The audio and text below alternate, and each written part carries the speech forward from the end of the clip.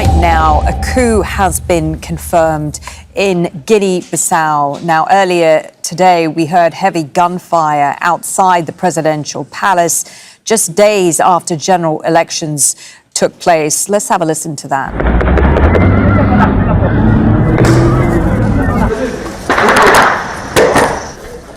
Crowds of people were seen running from near the palace. Two candidates have claimed victory ahead of the release of results on Thursday. The incumbent, Umaro Sissoko Embalo, is seeking a second term. He ran against opposition contender Fernando Diaz and 11 others. There you have it. So it's breaking news right now that there's a coup taking place in Guinea Bissau. And according to the latest news on The Guardian, they're saying that gunshots heard near state building as incumbent president and main rival claim victory in first round of election. As that's a story, it's everywhere on different newspapers. And as you can see, it's all over the place on Al Jazeera. It's on the RT. Actually, it's the breaking news there. And it involves basically a group of military officers in Guinea-Bissau that have claimed total control of the country. This is a day after two leading candidates, that is the incumbent president and an opposition candidate, both claimed or declared victory in a tightly contested presidential election. So both candidates claimed to have won. And this confusion kind of gave the army the right to decide whether to do a coup or not. Now, this is not the first time in recent time. Last year, after the neighboring Guinea-Conakry, now to those people who do not know the two different countries, I'm going to show you a map right now.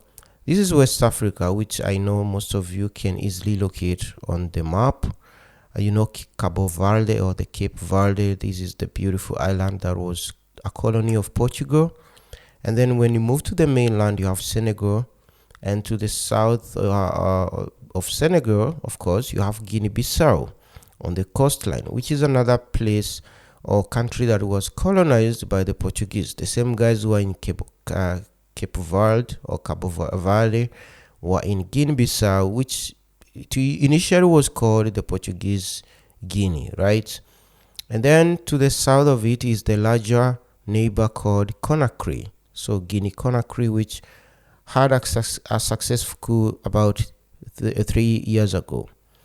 And now the smaller cousin of Guinea-Conakry, which is Guinea-Bissau, has had a coup today. And I'm saying it's the second attempted coup in about 3 years, because they did try a similar coup back when Guinea-Conakry had won, but that one didn't succeed because the soldiers were not agreeing on whether to take power. Same tactics, they went to the presidential palace and they were basically shooting match there. And so that is what is happening right now in Guinea-Bissau, and according to the army, they've declared that they are in total control. It's all over the news on their state TV as the announcement from the leaders of the military coup. And this is a problem I want us to also highlight, that it's a problem now that is affecting most of African countries, where you find that now the army sometimes decides to take power. And in the case of Guinea-Bissau, actually they've had about 16 attempted coups since they got independence from Portugal in 1973, and 4 of them were successful. Now, including this current one, this could be the 5th successful coup, right? And it's a trend in West Africa, and it's a problem in Africa because when you have a strong army, chances are this strong army, which is supposed to secure your border, then turns their strength against the civilian governments and assumes power. So in most countries, they've managed to balance where they have a larger police force than the army to try to mitigate that. And mostly this is common in the former British colonies of Kenya, Tanzania, Zambia. You usually have the police force outnumber the army. Of course, the police belong to the civilian government. The other problem is that now the police, if they are stronger than the army, they prop up dictators. And that's the case also with the countries that have a strong police. But in a country like Guinea Bissau, which had about 4,000 soldiers, total navy, air force, and gendarmerie, or the defense, is about 4,000. While the same country has a total police force of about 1,000 police officers in a country of 2 million people, which is also very concerning. Which that also points to the fact that there's a lot of mismanagement from the government. I don't understand how a country of 2 million people would have a police force of just 1,000. All right, so that is also something that this kind of countries need to be addressing. Police force 1,000 in a country of 2 million is a small number. At least make them 5,000 or 4,000. And then have a smaller army. But in this case, in Guinea-Bissau, then the army outnumber the police force 4:1, so the police cannot stop the coups in that country. And Guinea-Bissau is a very poor country that only exports mostly fish and cashew nuts, and the export is less than $200 million a year in export.